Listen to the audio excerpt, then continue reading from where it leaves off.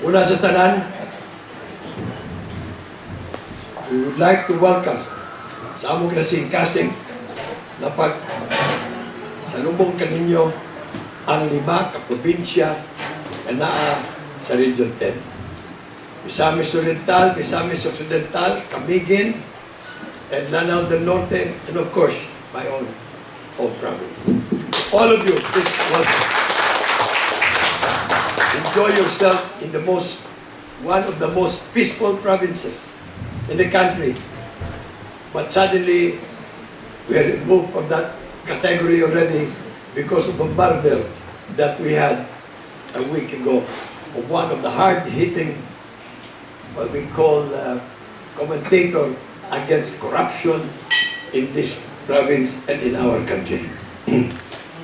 I would like to, of course, they must have been introduced already, but I would like to acknowledge the presence of the officers, high officers coming from the region. Of course, the regional director could not come, but we have the assistant regional director, who is Mr. Dano Jr. Pagpakan. He delivered, I was quite late, but he delivered a very encouraging speech. Mr. Rodrigo A. Veloso, Director 2 of DOLE. Ms. Christy Perfecto, Planning Officer of DOLE. We have Ms. Priscilla Batica, Senior Labor and Employment Officer of DOLE. And Mr. Bernie Salinas, Statistician of DOLE. And to all of you representing the PESO of the different provinces, welcome to province of Bukidnon. My friends, I know most probably that this is not the venue, but I would like to share with you some sentiments about the Department of Labor, PESO. I'll start with PESO. I went over the programs of the PESO. Iba kayo. You're working hard so that you can look for employment of our people. That's a great job. You know, in the province of Bukidnon, annually we have thousands of graduates, bright people. They cannot find any work. In the last March, after graduation, there was 1,238 as of today that applied jobs in the province. That's how many are jobless in our province. And I think this is multiplied in other provinces. While it is true, we come out with thousands of graduates, but the problem is, upon graduation, where are we going to find jobs? That's why many of our graduates, they go migrate to other countries. But the migration, sometimes, dili mo yunan sa atong mga anak. Kaya murag, dili sila gustong maglayo silang pamilya. Labi na yun ka na may mga asawa o may mga bana. Magani, one of the highest failures of marriage is because of transient employees in other countries. That is statistics. But I am proud that the Department of Labor has created this PESO program. We will welcome the chair in the province of Bukidnon, and I will announce this much. We will institutionalize it in our province. I am sure your governors will do so, because I cannot find any reason why not. You know, creating jobs is one of the greatest things you can have, or you can do now, because that is what we need. But I would like to share with you my sentiments too. Not with these gentlemen that are in front of us, but in general, with the Department of Labor in our province. Do you know that the province of Bukidnon, 3 years ago, in 2009, from the statistics, what we call the National Statistics Office, every 3 years they come out with a survey. They survey on how poor a province is among all 81 provinces. So that is what they call poverty incidence. In 2009, the province of Bukidnon, when I was still incumbent governor, we were rated at 30% poverty incidence. I considered it quite high, and that was in 2009, but I was left with 1 year to go. 2010, not even 1 year, 6 months. Then the election came. I was no longer the governor. The average of poverty incidents in 2009 in the country was 37%. After 3 years, 2012, last year, because the National Statistics Office, they make their surveys every 3 years. So the 2012 surveys, to my dismay, I saw my province as one of the top 15 provinces in the country that are the highest poverty incidents out of 81 provinces. But I will tell you, out of the 59 provinces comes from Mindanao. 3 from Visayas, and only 3 also from, 4 from Visayas and 2 from Luzon. I am sure you must have heard, coming from the voices of big politicians in the past, when they used to condemn what they call the imperialist Manila. Why they used to call them the imperialist Manila? I was wondering then, but I realized, I said, tama. Especially now, tama.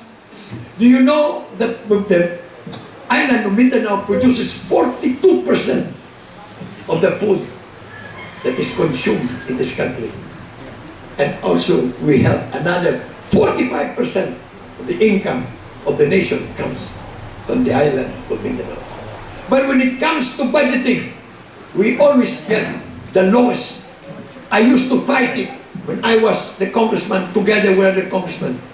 Kung wala maging kami mahimo, kay mas daghan magyud ang mga congressman na taga dito sa Luzon o Metro Manila. Hantod na kami sa pagpanginsulto.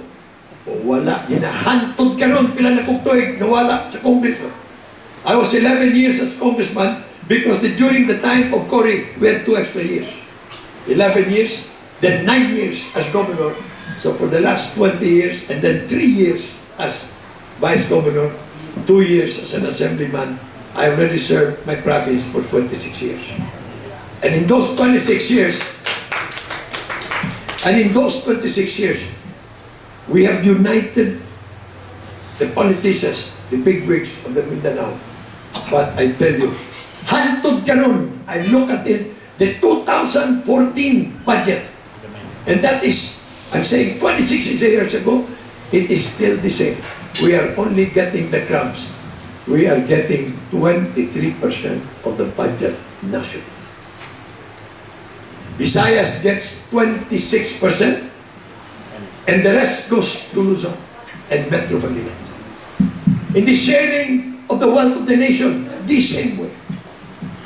Even in the sharing of our era, which we depend so much. So going back to 2012 result of the National Statistics Office, I was so surprised. It was in the newspapers, front page, PHL of Philippines. Poverty incidence has gone up to 41.37% as of 2012. And I was looking at it, and then in page 2, there was a box. And in that box, it says there, the top 15 highest percentage in poverty incidence. Number 13, ang Bukidnon. Number 1 to number 8 is all Mindanao province. And we were the number 9 out of 15. So I was a little bit worried because I presumed that because I was going to run in 2013, I said, if God wills it and the people still trust me to be the governor, it will be a big task for me. But I welcome it when I won. The first thing I did on my first month as a governor is to investigate why did the province of Bukidnon went up by 11.33% in 3 years' time. As I went around, I was asking the different barangays where all the multinational companies are operating, whether they're planting pineapple or banana. And I asked the people there, the barangay captains, please help me. gather the people that are working on these multinational companies when I visit your barangay, because I would like to talk to them. So when I visited the different barangays from the north to the center and to the south, everyone that I have asked who has been working with the multinational companies told me this. I asked them directly, pila ang inyong sweldo sa matag-an daw kung 8 ka oras ang inyong trabaho? Unsa ilagi tubag? Gob, pinakadako na namon na dawat 150 na nagda. Nangutanan ko kanina, napaka mo pirate card, dili tanan gob, pipila lang ang ginatagaan. Gadawat ba mo 13-month pay gob? Pay? Unsa na gob? Wa na mo na madunggan nga naibili 13-month pay. SSS, pipila lang gob. Mangani kung mangutang kami sa SSS, nabalibaran kami, kaya huwag gani mo ngalan dito. Munang problema na mo sa Bukidnon sa Tuman. I'm sharing this to you because it might be replicated or duplicated in your provinces. And carry to your government.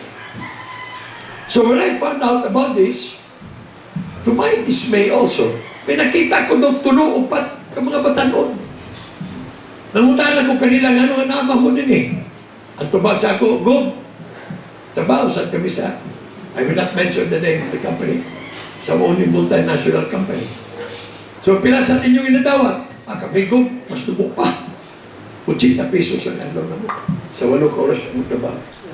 So, nangutanan ko kanina, pagpita po rin, 15 anyos, 6 anyos pa niyong edad. Tinuod na ko.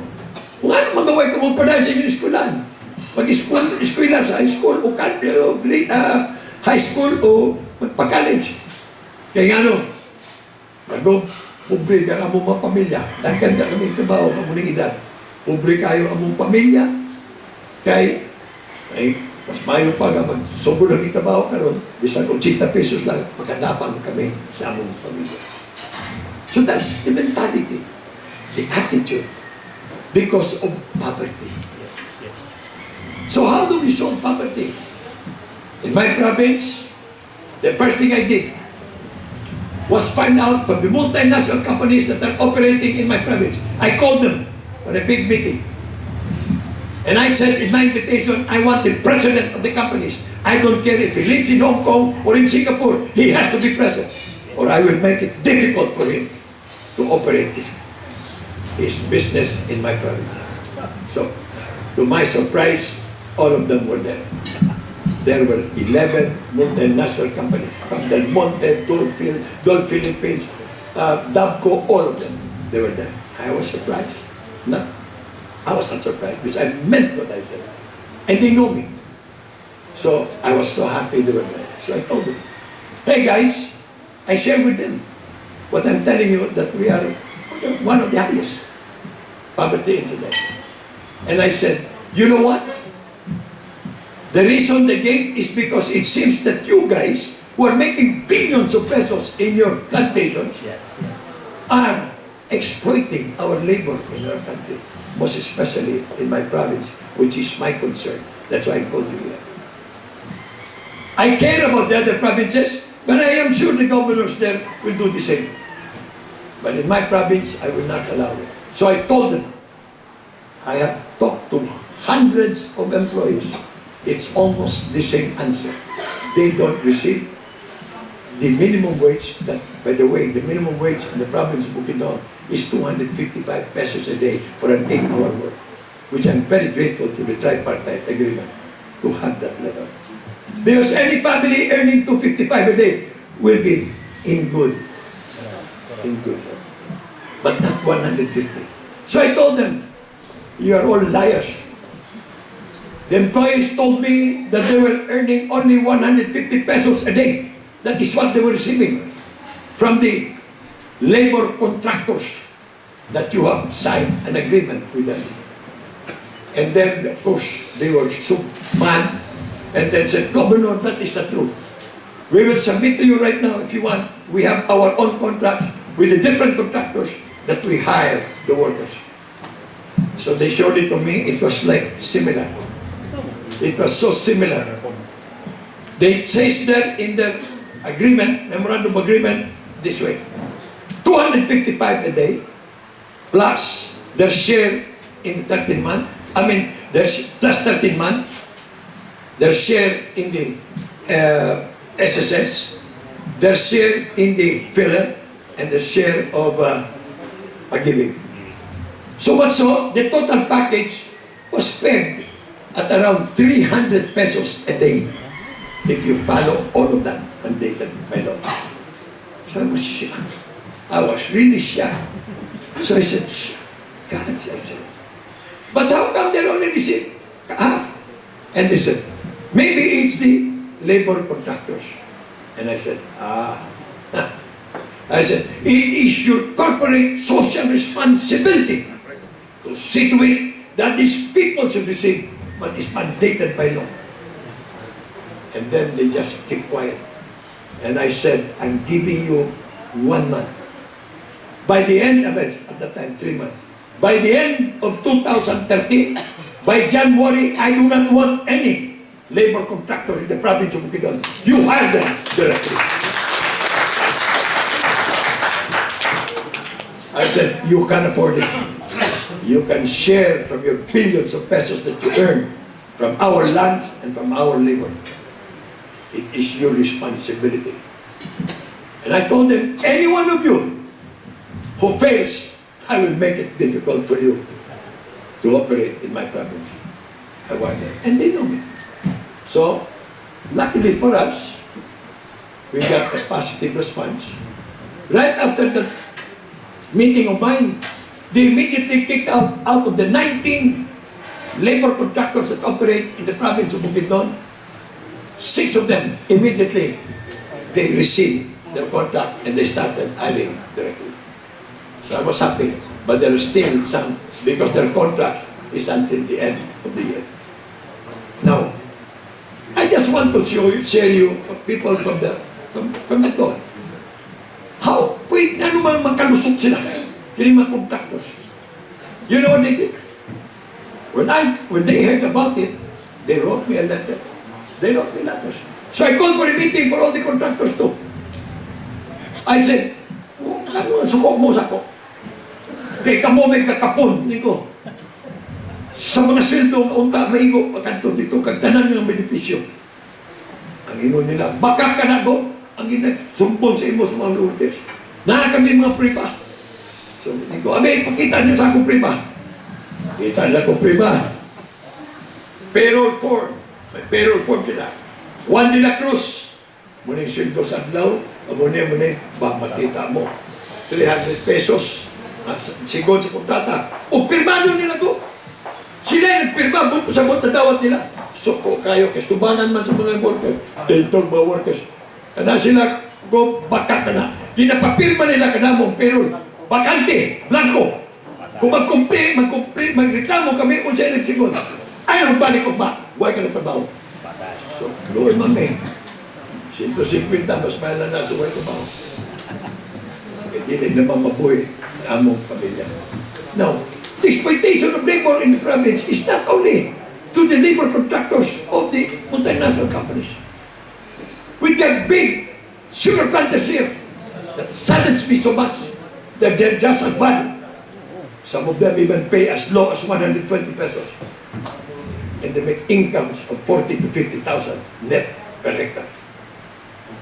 The problem is the greed. The greed. They don't know how to share.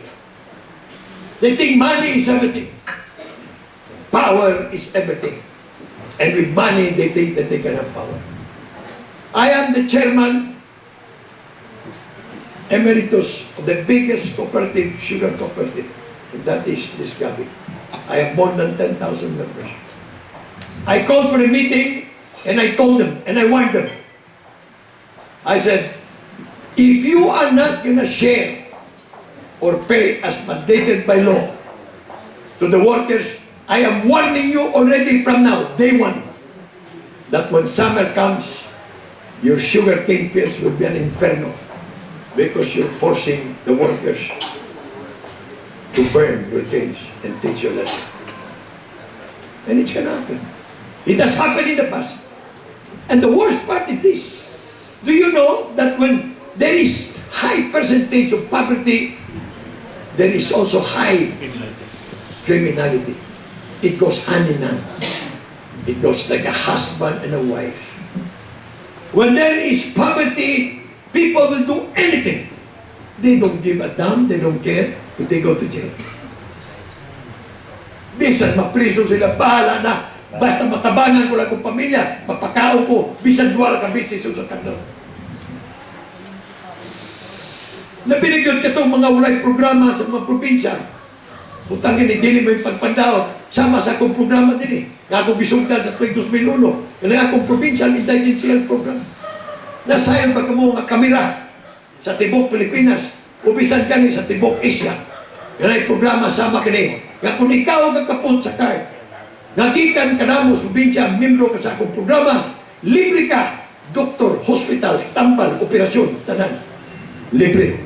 Walay exist. Kaya mayroon nun ang mga pupilo. Kung kanain mo patangtangon, labaw na yun, makiksunan ko, unsa may kamo. Forbida, kung mo na kung tantangon ako, kining programa, ang poverty incidence will go even much higher. Going back to the results, the province of Bukidnon, 9 years, diliman sa paghinambog, sa siyang katuig ako'y naunang paglingkod sa pagkagobernador, 4 katuig, reward kami, the most peaceful province, the best provincial peace and order council province, and the best in the region. Now, because of the rise and the increase of poverty, we are the worst in Region 10. Mas maayo pa ganun mo, one of the worst in the country. Makakaulaw. So karon mga kaigsunan ko, I share this with you because I want the Department of Labor to also exercise their powers. You have to help us, local executives. You're helping us, giving jobs. Beautiful. Perfect. I love what you're doing in the PESO. But what's the use of giving jobs? Even if they're working 8 hours a day and they cannot have their families survive because of these greedy people and greedy companies. Not only in my province, but in the whole country. You know, I admire President Pinoy, how he started. I thought he was one of the best presidents we ever had. But he was only aiming for the better economy, etc., which is true. We have never had a better economy than the first 3 years of Noynoy. But there is one problem that they missed. The money, the economy only benefits the rich. And you can count them in your hands 10 times over. 75% of the wealth of this country is being held by 40 families. And the 25% is divided among ourselves. All these billions of pesos in the stock market rising up, everything. The economy is shining, everybody is proud. But it does not trickle to the poor people. Kanto kas barangay, ang pobre, sa letabo, nabilin pagkapobre. Naipaganing uban, nasabot na doon, pagkapobre nila. Wala, hindi na reach to. Diya sila fail. That is where the failure is. They only had in mind, because of course, these people come from rich families, and their minds are graduates of Harvard, etc. Economic, all economic. But they have forgotten. There are 100 million, almost 100 million Filipinos. And imagine, 41% of them are really considered very poor. Poverty incidence means, if ever, they can only eat once or twice a day for their family. So my friends, I did not say or share this with you, my feelings and my sentiments. Now that I'm the governor again, I promise the people of Bukidnon, this will not go on. And the first 3 years that I sit again, I will bring back the glory of the poor people, and most especially our beloved Lumad.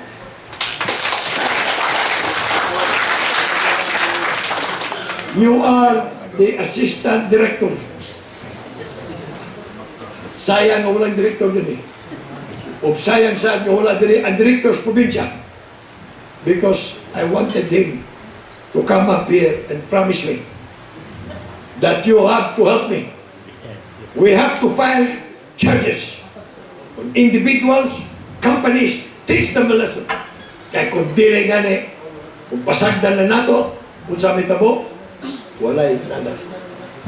Kaya ako na usang dili ko kaya. I need the Department of Labor to help me with that. And to all of you who are here now, I'll tell you what, when you go back to your different provinces, share this feeling with your governors. I know them all, the nice people, the kind, and I'm sure maybe some of them just sat, like me only four months ago. But my friends, I would like you to listen to my ending of my story. We as humans, we always consider ourselves, we want to be successful. But how do you get successful? Usually, gauging success is this way. How rich and how powerful you can be in this earth. To many people says, I'm successful because I'm the richest man in this country. I'm successful because I'm the most powerful man in this country. In my case, I don't rate it that way. All this riches and all this power, when you die, you cannot bring that to heaven if you believe that there is such a thing as heaven. You will face our Creator. And He will ask you, what do you think you deserve to be? In heaven, live happily forever, no ending, or in hell, and live in hell forever and suffer? There is no ending. You think of it, 1 trillion years is so long, but it will come one day. But when there is no ending for eternity, you will be suffering in hell. So you'll be suffering for eternity. There's no ending. So, you put that in your mind, and it will, believe you, will change your thinking. The temptation is strong. Look at that. Our honorable senators and honorable congressmen involved in scams by the billions of pesos when the poor people in the provinces in the country are suffering. These people, I will not condemn them. I am not a God. But I will continue. But if you face your Creator and He will tell you, where do you believe He should be? And then you will say, at the most powerful, I believe to be in heaven. He will ask you, what have you done to be the richest and the most powerful man? And he cannot answer. But what will be the Lord ask you if you do that? He will ask you this question: what have you done for your fellow man? Yes.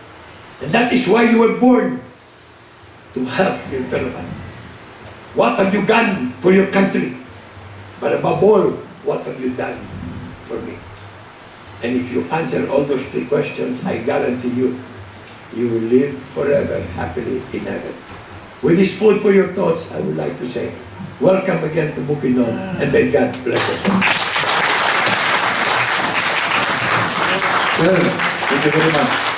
We will help the province, but we will file the necessary cases against the violators. Thank you very much.